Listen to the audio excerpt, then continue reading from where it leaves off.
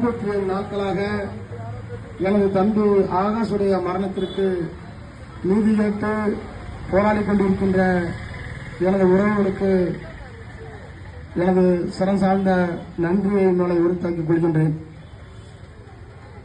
காவல்துறை, தமிழக அரசும் உளவுத்துறையும் ஏதோ இந்த சமூகத்தை ஒரு நாதியற்ற சமூகமாக எண்ணி 57 ஆண்டுகளாக இந்த மக்களுக்கான உரிமைகளை தராமலும் தொடர்ச்சியாக காவல்துறையும் அரசு இயந்திரமும் சாதியவாதிகளும் எங்களை ஒடுக்கிவிட வேண்டும் என்ற நோக்கத்தோடு செயல்பட்டு வருகிறார்கள்.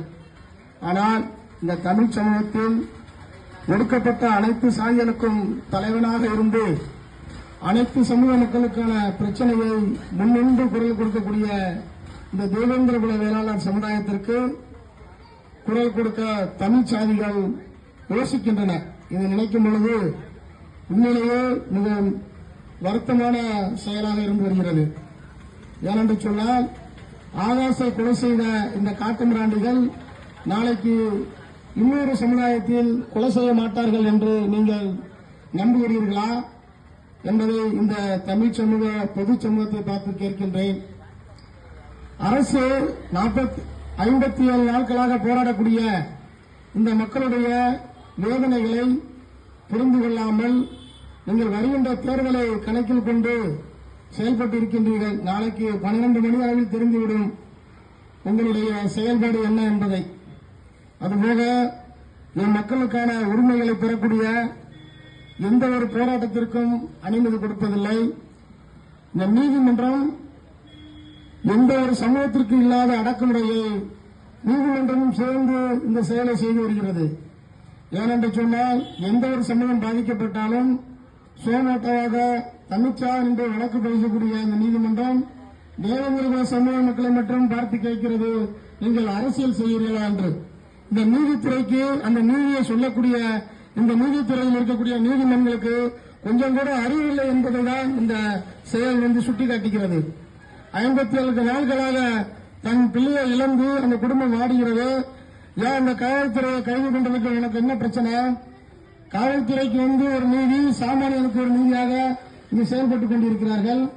சாமானியன் மீது ஒரு கொலை வழக்கு பதிவு செய்தால் அவனையும் அவன் குடும்பத்தையும் இரவோடு இரவாக தூக்கி கைது செய்யக்கூடிய காவல்துறை எங்களுடைய வரிப்பணத்தில் சம்பளத்தை வாங்கிக் கொண்டு எங்களுடைய பணத்தை அல்லது கொண்டாட்டு பிள்ளைகளுக்கு உணவளித்துக் கொண்டு என் பிள்ளையை கொலை செய்துவிட்டு நீ சுகபோகமாக வாழ்ந்து கொண்டிருக்கிறாய்.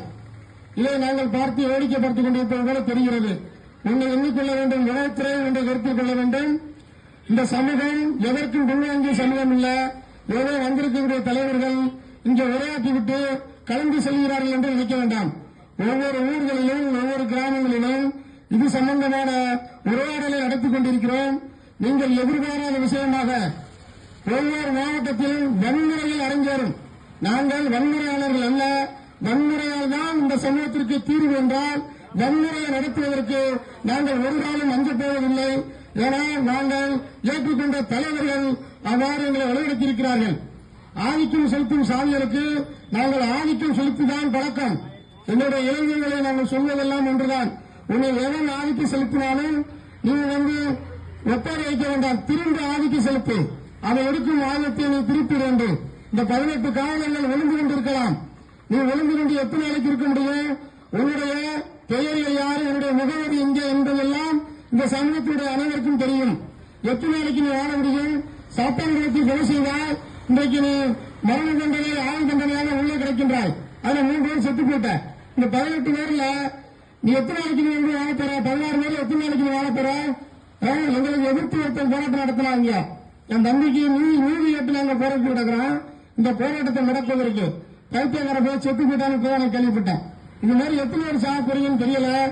வன்முறையை எங்கள் கையில் எடுக்காதவாறு இந்த அரசாங்கம் 2 நாட்களுக்குள் இந்த காவலர்களை கைது செய்ய வேண்டும்.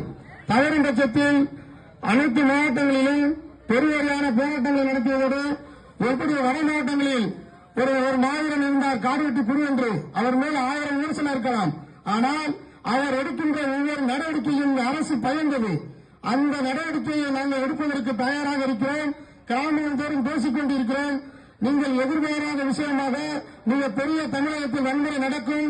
அந்த வன்முறையில் அரசாங்கம் கண்டிக்கும் என்பதை தெரிவித்துக் கொண்டு எனக்கு வாய்ப்பளித்த எனது ரத்த உறவுகளுக்கும் எனது சமுதாய தோழர்களுக்கும் நன்றியை தெரிவித்துக் கொள்கிறேன். நன்றி.